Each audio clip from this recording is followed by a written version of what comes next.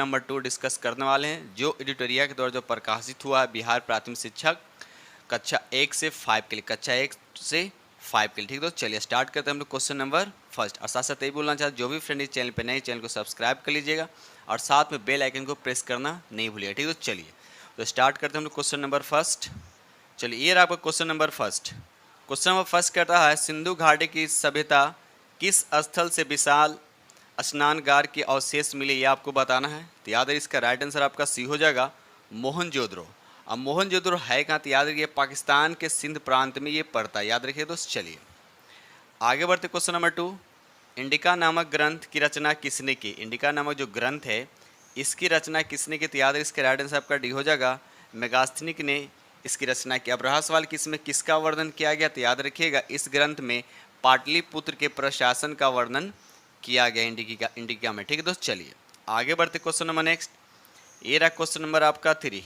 Question number 3 कहता है, भारत और 10 राजाओं के बीच दशरथ युद्ध किस नदी के तट पर हुआ था, ये आपसे पूछा जाए। तो याद रखिएगा इसका राइट आंसर आपका सी होगा पुरुषनी। याद रखिएगा पुरुषनी नदी पर हुआ था, याद रखिए पुरुषनी नदी पर हुआ था। ठीक है दोस्त, चलिए आगे बढ़ते क्वेश्चन नंबर 4 कहता 563 ईस्वी पूर्व में गौतम बुद्ध का जन्म कहाँ हुआ था, ये आपसे पूछा गया। तो याद है इसका राइट आंसर आपका बी हो जाएगा लुम्बिनी में हुआ था। लुम्बिनी कहाँ थे? कपिल वस्तु के लुम्बिनी नामक ग्राम में। ये शाक्त क्षत्रिय कुल के थे, याद रखिए शाक्त क्षत्रिय कुल के थे, वहीं इनका जन्म हुआ था 563 ईस्वी पूर्व। अब रहा सवाल कि कपिल वस्तु किस देश में पड़ता है, तो याद रखिए नेपाल के तराई में पड़ता है, नेपाल के तराई में पड़ता है। ठीक है दोस्त, चलिए आगे बढ़ते क्वेश्चन नंबर यहाँ पर 5 कहता है, विक्रम संवत का आरंभ माना जाता था। विक्रम संवत का आरंभ माना जाता है, याद रखिए इसका राइट आंसर आपका ए हो जाएगा 57 ईस्वी पूर्व। याद रखिए 57 ईस्वी पूर्व। अगर यही पूछता शक संवत अगर पूछता तो याद रखिए 78 ईस्वी, याद रखिए 78 ईस्वी याद रखिए। ठीक है दोस्त, शक संवत के लिए। ठीक है, आप विक्रम संवत के लिए क्या होता है 57 ईस्वी पूर्व, ये ध्यान रखिएगा। ठीक है, चलिए आगे बढ़ते क्वेश्चन नंबर 6 कहता है, गुप्त शासकों की शासकीय भाषा क्या थी? तो याद है इसका राइट आंसर आपका सी हो जाएगा संस्कृत था इसका शासकीय भाषा। ठीक है दोस्त, चलिए आगे बढ़ते हैं। साथ साथ ये भी याद है गुप्त शासकों, गुप्त वंश में, गुप्त वंश को यानी मतलब इस वंश को भारतीय इतिहास का क्या कहा जाता है? स्वर्ण युग कहा जाता है। गुप्त वंश को भारतीय इतिहास का स्वर्ण युग भी कहा जाता है। ठीक है, चलिए आगे बढ़ते question number next. Question number 7 कहता है, एलोरा का प्रसिद्ध शिव मंदिर का निर्माण किस शासक ने करवाया था? तो सबसे कभी कभी एक क्वेश्चन ये आता है किस राजवंश में, तो राजवंश पूछेगा तो राष्ट्रकूट हो जाएगा। और यहाँ पूछा है किस शासक के द्वारा, तो राष्ट्रकूट शासक कृष्ण प्रथम के द्वारा एलोरा का जो प्रसिद्ध शिव मंदिर है का निर्माण करवाया था। और ये कहाँ है, तो याद रखिएगा ये महाराष्ट्र के औरंगाबाद जिले में है। ठीक है दोस्त, चलिए क्वेश्चन नंबर 8 कहता है, महमूद गजनवी भारत पर कितनी बार आक्रमण किया? तो याद रखिए बिल्कुल इजी क्वेश्चन, तो 17 बार वह आक्रमण किया था। वह स्टार्ट कब से किया था? तो 1009 से 1027 तक। ठीक दोस्त, इतने सालों तक वो क्या किया आक्रमण करता रहा। इसी बीच में उन्होंने 17 बार भारत पर क्या किया आक्रमण किया था। ठीक है दोस्त, चलिए आगे बढ़ते question number next. Question number यहाँ पे 9 कहता है, दिल्ली सल्तनत का वास्तविक संस्थापक किसे माना जाता है? दिल्ली सल्तनत का वास्तविक संस्थापक किसे माना जाता है? तो याद रखिए इल्तुतमिश को माना जाता है। किसको माना जाता है? इल्तुतमिश का। इसका शासनकाल कब से कब था? तो याद रखिए 1210 से 1236, याद रखिए 1236 तक। ठीक है दोस्त, चलिए आगे बढ़ते question number next. Question number 10 कहता है, किस राजवंश ने दिल्ली सल्तनत में सबसे कम समय तक शासन किया, यह आपसे पूछा जा रहा था। याद रखिए यहाँ पर राइट आंसर जो हो जाएगा आपका खिलजी वंश। खिलजी वंश जो था सबसे कम शासन किया था। तो कितने वर्ष से किया था ये? 30 वर्ष तक ये शासन किया, 30 वर्ष तक शासन किया। अब ये तो हो गया कम वाला। अगर आपसे पूछा है कि सबसे ज़्यादा कौन राजवंश शासन किया था, तो याद रखिए वो हो जाएगा तुगलक वंश। ठीक है, तो तुगलक वंश कितने वर्ष तक शासन किया था? तो याद रखिए 94 वर्ष तक शासन किया था। तो ये दो फैक्ट याद रखिएगा, सबसे कम और सबसे ज़्यादा। ठीक है दोस्त, चलिए आगे बढ़।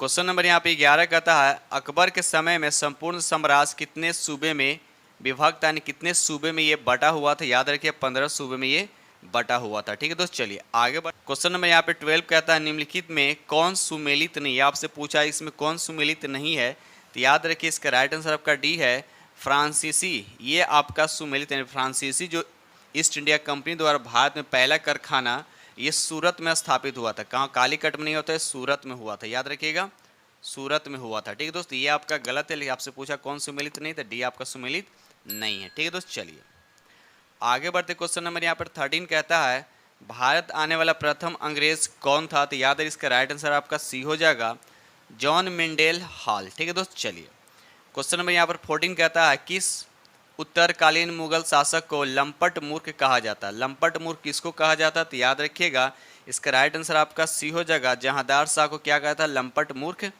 कहा जाता है। ठीक है, तो याद रखिए। वहीं अगर हम मुअज्जम की बात करें तो मुअज्जम को साहिब बेखबर कहा जाता है।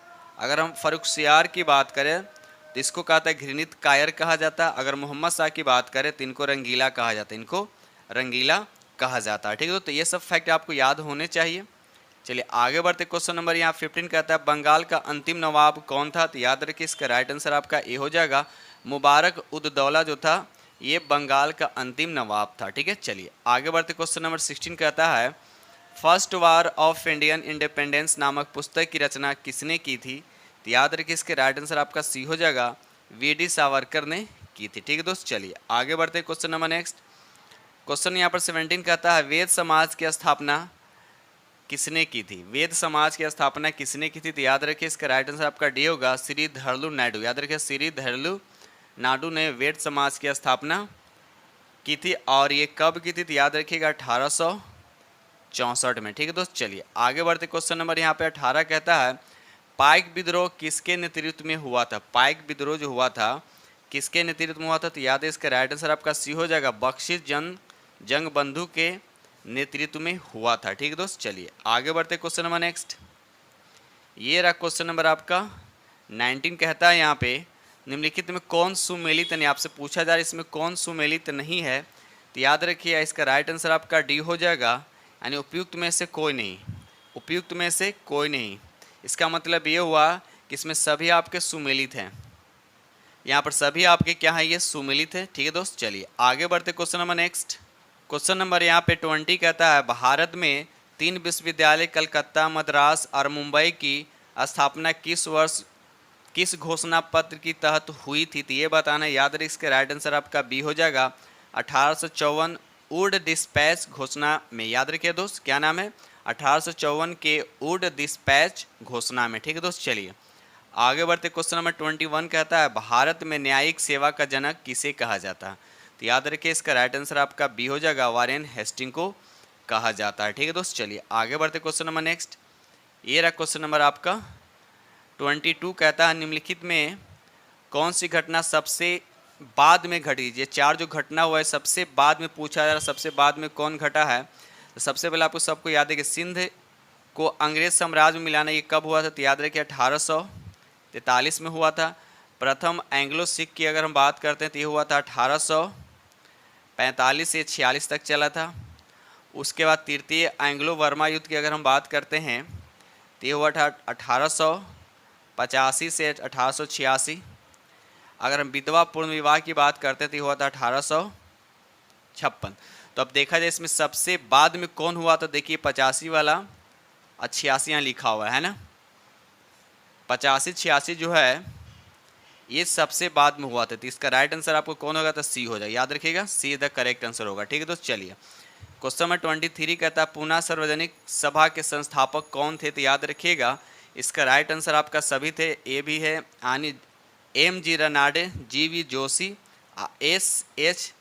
चिपलू नकर, ये सब थे, यानी उपयुक्त में से आंसर आपका क्या हो जाएगा? डी हो जाएगा। ठीक है दोस्त, चलिए आगे बढ़ते। क्वेश्चन नंबर नेक्स्ट ये रहा क्वेश्चन नंबर आपका 24 कहता है भारतीय राष्ट्रीय कांग्रेस के प्रथम अंग्रेज अध्यक्ष कौन थे? तो याद रखिए यहाँ पर राइट आंसर आपका बी हो जाएगा, जॉर्ज यूल। याद रखिए जॉर्ज यूल। ठीक है दोस्त, चलिए क्वेश्चन नंबर यहाँ पे 25 कहता है निम्नलिखित में से किस तिथि को बंगाल विभाजन की घोषणा की गई थी? बंगाल विभाजन की घोषणा कब की गई थी? तो याद रखिए इसका राइट आंसर आपका सी हो जाएगा, 20 जुलाई 1905 को बंगाल विभाजन की घोषणा की गई थी। ठीक है, तो और ये प्रभावी कब रहा? तो याद रखिए ये प्रभावी रहा 16 अक्टूबर 1905 को यह विभाजन प्रभावी हो गया था। ठीक है दोस्त, चलिए आगे बढ़ते। क्वेश्चन नंबर यहाँ पे 26 कहता है लंदन में कर्जन वाइली की हत्या किसने की थी? ठीक है, तो इसका राइट आंसर आपका बी हो जाएगा, मदन लाल धिंगरा ने। मदन लाल धिंगरा ने की थी, और कब की थी तो याद रखिएगा 1909 ईस्वी में, या 1909 ईस्वी में। ठीक है दोस्त, चलिए आगे बढ़ते। क्वेश्चन नंबर 27 कहता है असहयोग आंदोलन का प्रस्ताव किसके द्वारा प्रस्तुत किया गया था? तो याद रखिए इसका राइट आंसर आपका सी हो जाएगा, सी आर दास ने। याद रखिएगा सी आर दास ने। ठीक है दोस्त, चलिए आगे बढ़ते question number next.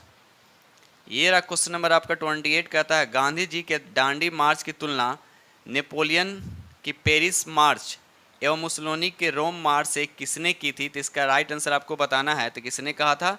Subhash Chandra Bose ने कहा था। ठीक है दोस्त, चलिए आगे बढ़ते। क्वेश्चन नंबर 29 कहता है 1937 के चुनाव में कांग्रेस द्वारा बहुमत प्राप्त प्रांतों की संख्या कितनी थी? तो याद रखिए इसका राइट आंसर आपका सी हो जाएगा, कितना था?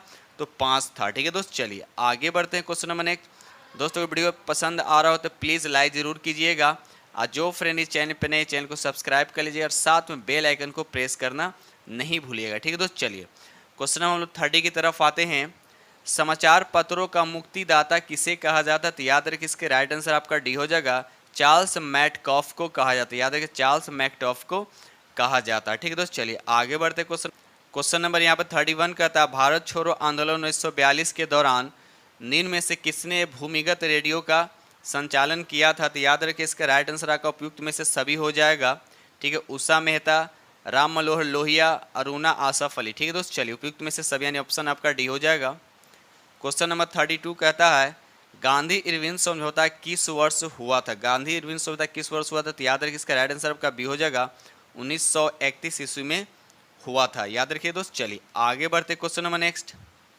ये रहा क्वेश्चन नंबर 33 कहता है निम्न में से किस ग्रह के दिन का मान एवं अक्ष का झुकाव पृथ्वी के समान है? ये आपसे पूछा है। तो याद रखिए इसका राइट आंसर आपका ए हो जाएगा, मंगल ग्रह को। ठीक है, मंगल ग्रह को लाल ग्रह भी इसको बोला जाता है, याद रखिएगा। इसके 2 उपग्रह हैं, एक होता है फोबोस और दूसरा होता है डिमोस। ठीक है, याद रखिएगा।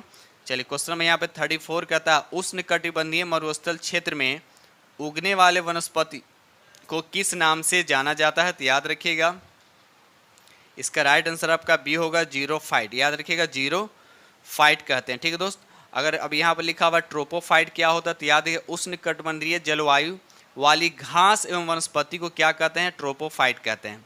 उसके बाद यहाँ लिखा हुआ हेलोफाइट क्या होता है? तो नमकीन क्षेत्र में पाए जाने वाले वनस्पति को क्या बोलते हैं? तो हेलोफाइट कहते हैं। याद रखिएगा हेलोफाइट कहते हैं।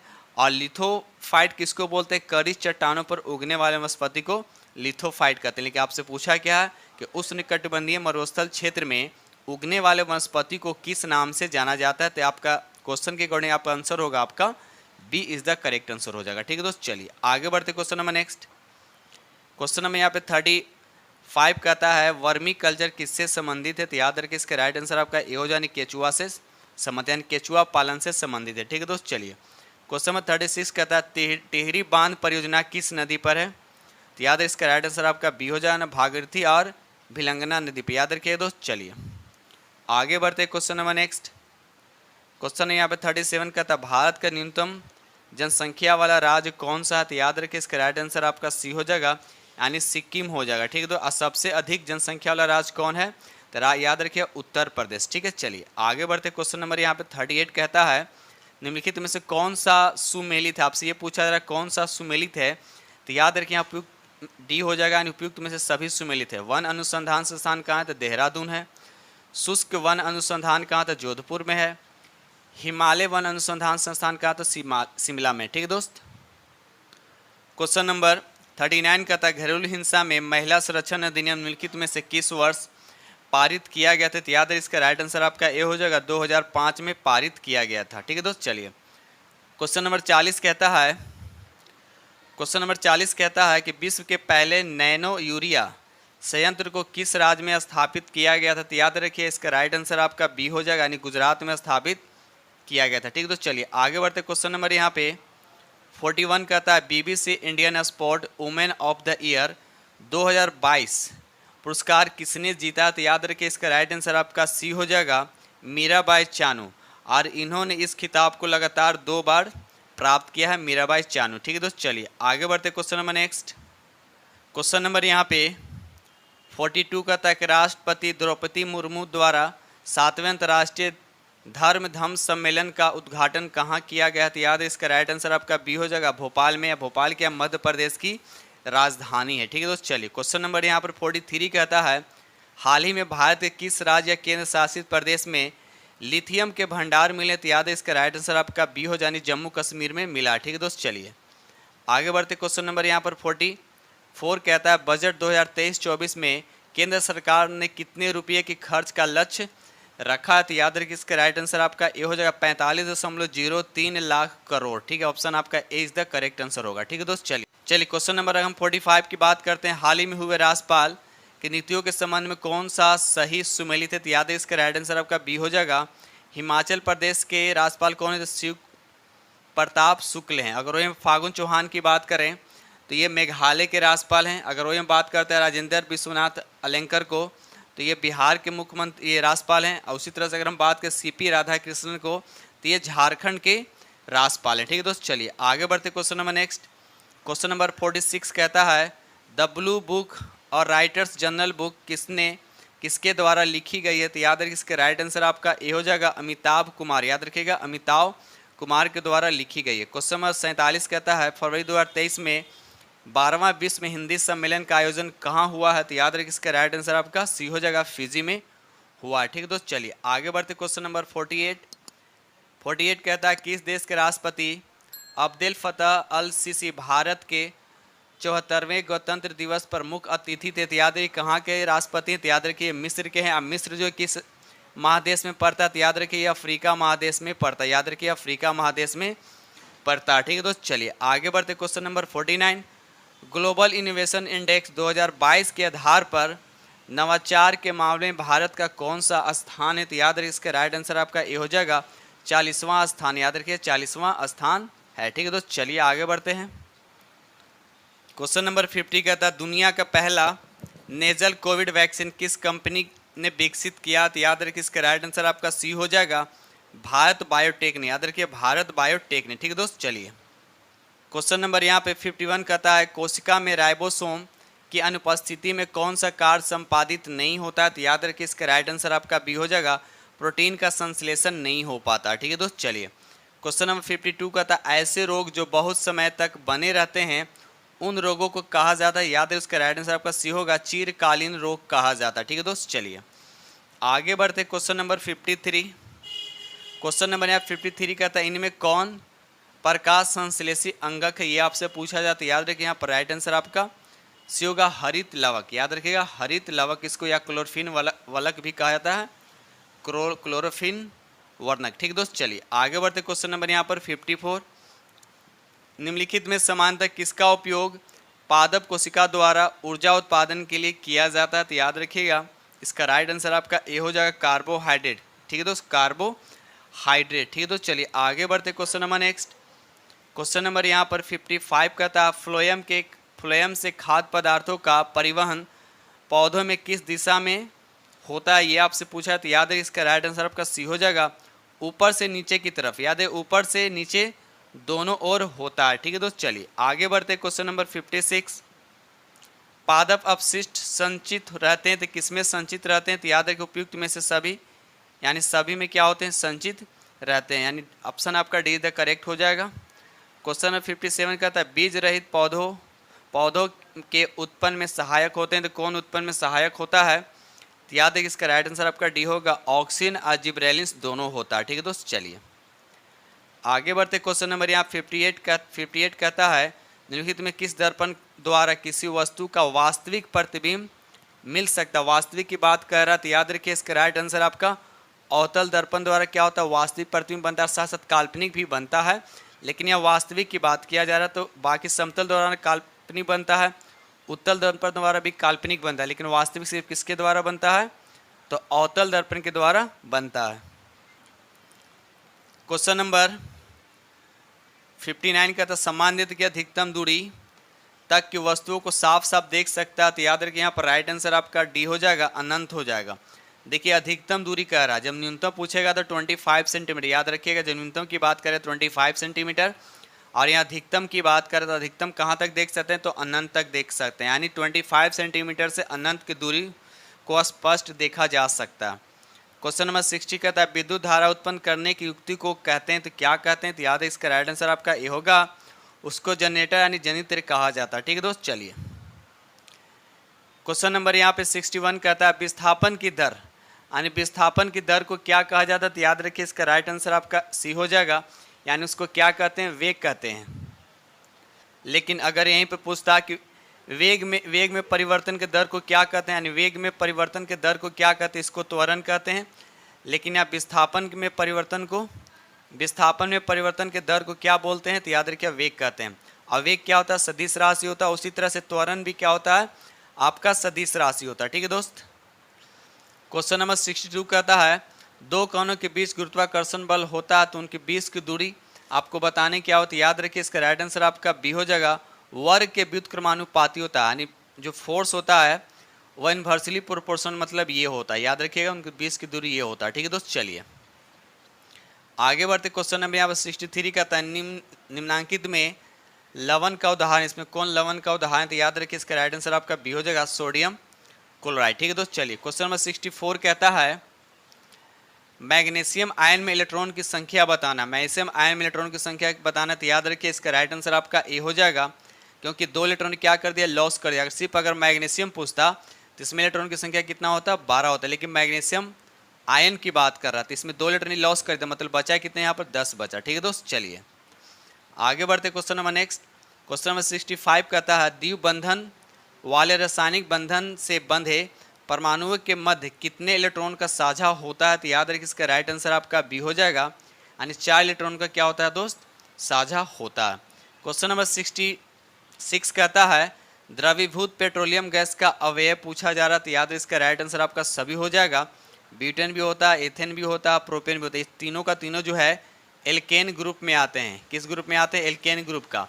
जब एल्केन ग्रुप की बात है, इसका फॉर्मूला क्या होता है, CnH2n प्लस क्या होता है, 2 होता है। याद रखिएगा, चलिए आगे बढ़ते। Question number next, question number 67 कहता है एक सहसंयोजी यौगिक का नाम बताएं जिसका उपयोग हम दैनिक जीवन में करते हैं, तो याद रखिए इसका राइट आंसर आपका ए हो जाएगा, वाटर यानी H2O। ठीक है दोस्त, चलिए आगे बढ़ते। Question number next, question number 68 कहता है एल्डिहाइड श्रेणी के यौगिक में निम्नलिखित में कौन सा क्रियाशील समूह होता है। एल्डिहाइड की बात किया जाए तो याद रखिएगा सिंगल बॉन्ड CHO होता है। तो अब देखा जाए option C is the correct. अब ये किसका होता है, तो एल्कोहल का होता है, ये एसिड का होता है। ठीक है, याद रखिए एसिड का होता है। ठीक है दोस्त, चलिए आगे बढ़ते। क्वेश्चन नंबर नेक्स्ट, ये एमिनो का होता है, एमिनो समूह के यौगिक का क्रियाशील समूह होता है। ठीक है दोस्त, इस तरह से आप लोग को याद होना चाहिए।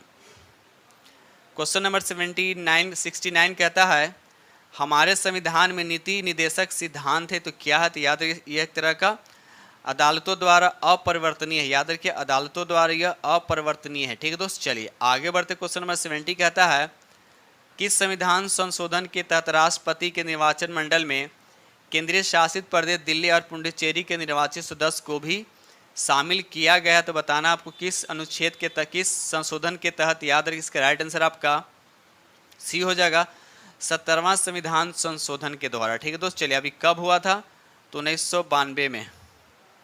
ठीक है दोस्त, चलिए आगे बढ़ते। क्वेश्चन नंबर 71 कहता है सरकार की मंत्रिमंडल प्रणाली की सबसे महत्वपूर्ण विशेषता क्या है, तो याद है इसका राइट आंसर आपका बी हो जाएगा, सामूहिक उत्तरदायित्व। ठीक है दोस्त, चलिए आगे बढ़ते। Question number next, question number यहाँ पे 72 कहता है केंद्रीय सरकार का उच्चतम सिविल अधिकारी कौन है, तो याद रखिए इसका राइट आंसर आपका बी हो जाएगा, मंत्रिमंडल का सचिव। ठीक है दोस्त, चलिए आगे बढ़ते हैं। चलिए क्वेश्चन नंबर यहाँ पे 73 कहता है कौन सा स्थानीय सरकार का मामला नहीं है, तो याद रखिए इसका राइट आंसर आपका सी हो जाएगा, कानून और व्यवस्था, कानून और व्यवस्था। ठीक है, तो चलिए क्वेश्चन नंबर 74 की तरफ आते हैं विधायकों तथा सांसदों द्वारा ली जाने वाली शपथ या प्रतिज्ञा का प्रारूप किस अनुसूची में वर्णित है, तो याद रखिएगा इसका राइट आंसर आपका बी हो जाए, तीसरी अनुसूची में। याद रखिए तीसरी अनुसूची में। ठीक है दोस्त, चलिए आगे बढ़ते। क्वेश्चन नंबर यहाँ पर 75 कहता है राष्ट्रीय स्मारकों स्थानों तथा वस्तु का संरक्षण किस अनुच्छेद में वर्णित है, तो याद रखिए इसका राइट आंसर आपका सी हो जाएगा, अनुच्छेद 49 में। ठीक है दोस्त, चलिए आगे बढ़ते। क्वेश्चन नंबर यहाँ पर 76 कहता है भारतीय संविधान के किस अनुच्छेद में अनुसूचित जातियों और अनुसूचित जनजातियों के लिए आरक्षण का प्रावधान किया गया। तो याद रखिए इसके राइट आंसर आपका सी हो जाएगा अनुच्छेद 335। याद रखिए अनुच्छेद 335। ठीक है दोस्त, चलिए आगे बढ़ते। क्वेश्चन नंबर 77 कहता है आर्थिक आयोजन एक अनिवार्य अभिलक्षण है। तो किसका? तो याद रखिएगा इसका राइट आंसर आपका सी हो जाएगा समाजवादी अर्थव्यवस्था का। ठीक है दोस्त, चलिए क्वेश्चन नंबर 78 कहता है निम्नलिखित में से भारतीय अर्थव्यवस्था के तृतीय क्षेत्र के अंतर्गत आता है। प्रथम द्वितीय ने सीधा तृतीय क्षेत्र के अंतर्गत पूछा है। तो याद रखिए इसका राइट आंसर आपका बी हो जाएगा वस्तुओं का परिवहन। याद रखिए वस्तु का परिवहन। ठीक है दोस्त, चलिए आगे बढ़ते। क्वेश्चन नंबर 79 कहता है बिहार आर्थिक सर्वेक्षण 2022-23 के अनुसार वर्तमान राज्यों में शहरीकरण का स्तर क्या है, ये पूछा जा रहा है। तो याद रखिए इसका राइट आंसर आपका सी हो जाएगा 16.2%। ठीक है तो 16.2%। ठीक है तो चलिए आगे बढ़ते। Question number next, question number यहाँ पर 80 कहता है केंद्रीय बजट 2023-24 में निर्धारित विकास की 7 प्राथमिकताएं जिसे सप्तर्षि नाम दिया गया है वे शामिल हैं। तो बताना इसमें से कौन? तो याद उपयुक्त में से सभी शामिल हैं, यानी ऑप्शन आपका D is the correct answer होगा। ठीक है दोस्त, चलिए क्वेश्चन नंबर 81 कहता है बिहार के निम्न हिस्सों में से कौन सा हिस्सा भूतायित्व दृष्टि से अपेक्षाकृत क्या है पुराना, ये आपसे पूछा गया। तो याद रखिए इसका राइट आंसर आपका सी हो जाएगा खड़गपुर पहाड़ियाँ। देखिए खड़गपुर पहाड़ियाँ। ठीक है दोस्त, चलिए ये रहा क्वेश्चन नंबर आपका 82 कहता है निम्नलिखित भारतीय द्वीपों में से कौन सा द्वीप भारत और श्रीलंका के मध्य में, ये आपसे पूछा है। तो याद रखिए यहाँ पर राइट आंसर आपका सी हो जाएगा रामेश्वरम। याद रखिएगा रामेश्वरम। ठीक है दोस्त, चलिए आगे बढ़ते। क्वेश्चन नंबर यहाँ पे 83 कहता है भारत की सबसे लंबी नदी आपसे पूछा गया। तो याद रखिए इसका राइट आंसर कितना है? बी हो जाएगा इसका राइट आंसर। और इसकी पूछा है गंगा नदी की अगर लंबाई की बात बोला जाती है 2525 किलोमीटर है। ठीक है दोस्त, याद रखिएगा। चलिए क्वेश्चन नंबर 84 कहता है रेगूर किसका नाम है? रेगूर यानी काली मिट्टी का नाम है। याद रखिए राइट आंसर आपका क्या हो जाएगा? सी इज द करेक्ट हो जाएगा। और काली मिट्टी में क्या होता है? कॉटन यानी कपास की खेती सबसे ज़्यादा किया जाता है। ठीक है दोस्त, चलिए क्वेश्चन नंबर 85 कहता है एक निश्चित आकृति में व्यवस्थित ताराओं के समूह यानी कहलाता है। तो क्या कहलाता है? तो यानी तारा को समूह को पूछा जा रहा है क्या कहलाता है। तो याद है इसका राइट आंसर आपका भी हो, उसे नक्षत्र कहते हैं। क्या कहते हैं? तो उसे नक्षत्र कहते हैं। ठीक है, चलिए क्वेश्चन नंबर 85 कहता है विश्व पृथ्वी दिवस कब मनाया जाता है? विश्व पृथ्वी दिवस कब मनाया जाता है? याद रखिए इसका राइट आंसर आपका ए हो जाएगा 22 अप्रैल को मनाया जाता है विश्व पृथ्वी दिवस। ठीक है दोस्त, क्वेश्चन नंबर यहाँ पे 87 कहता है यदि दो स्थानों की स्थिति में 90 डिग्री देशांतर का अंतर है तब दोनों स्थान के बीच का समय का अंतर पूछा जा रहा। तो सबसे पहले आपको ये पता होना चाहिए कि 1 डिग्री देशांतर में 4 मिनट का अंतर होता है। तो 90 डिग्री में कितना का अंतर होगा? तो गुना कर दें तो कितना होगा? 360 मिनट का अंतर होगा। इसको जब 60 से डिवाइड करें घंटा में करने के लिए तो कितना आएगा? 6 घंटा। मतलब उन दोनों के बीच के समय का अंतर 1 घंटा का होगा। तो 6 घंटा का यानी आंसर आपका B is the correct answer होगा। ठीक है दोस्त, चलिए क्वेश्चन नंबर यहाँ पे 88 कहता है निम्नलिखित समुद्री धाराओं में कौन हिंद महासागर की धारा नहीं है, ये आपसे पूछा जाता है। याद रखिए यहाँ पर राइट आंसर आपका डी हो जाएगा वेंगुएला धारा। ये जो है हिंद महासागर की धारा नहीं बल्कि वेंगुएला धारा एक ठंडी धारा है जो दक्षिणी अटलांटिक महासागर के पूर्व और अफ्रीका महाद्वीप के पश्चिम के किनारे क्या होती है? प्रवाहित होती है। ठीक दोस्त, क्वेश्चन नंबर 89 कहता है इनमें कौन सा झील उत्तरी अमेरिका के ग्रेट लेक का हिस्सा नहीं है? तो याद रखिए इसका राइट आंसर आपका ए हो जाएगा बियर झील। ठीक है दोस्त, चलिए क्वेश्चन नंबर 90 कहता है जैव विविधता का सबसे महत्वपूर्ण पहलू बताना कौन सा? तो याद है इसका राइट आंसर आपका डी हो जाएगा पारिस्थितिक तंत्र का निर्वहन। ठीक है, तो यानी ऑप्शन डी इज द आपका क्या हो जाएगा?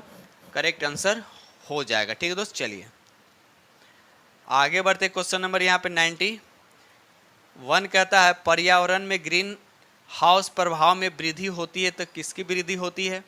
तो याद रखिए यहाँ पर राइट आंसर आपका बी हो जाएगा कार्बन डाइऑक्साइड के कारण। याद रखिए कार्बन डाइऑक्साइड के कारण। ठीक है दोस्त, चलिए क्वेश्चन नंबर 92 कहता है कार्बन क्रेडिट का दृष्टिकोण इनमें से किससे शुरू होता है? तो याद रखिए इसका राइट आंसर आपका ए हो जाएगा कीटो प्रोटोकॉल से शुरू होता है। याद रखिए कीटो प्रोटोकॉल से शुरू होता है। ठीक है दोस्त, चलिए ये रहा क्वेश्चन नंबर आपका 93 ओजोन परत संरक्षण दिवस मनाया जाता है तो कब मनाया जाता है? तो याद रखिएगा ये 16 सितंबर को मनाया जाता है ओजोन परत संरक्षण दिवस। ठीक है दोस्त, चलिए आगे बढ़ते क्वेश्चन नंबर नेक्स्ट।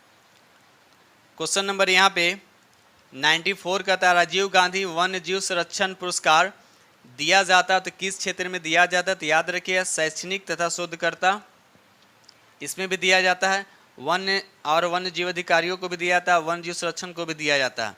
इसका राइट आंसर क्या हो जाएगा आपका?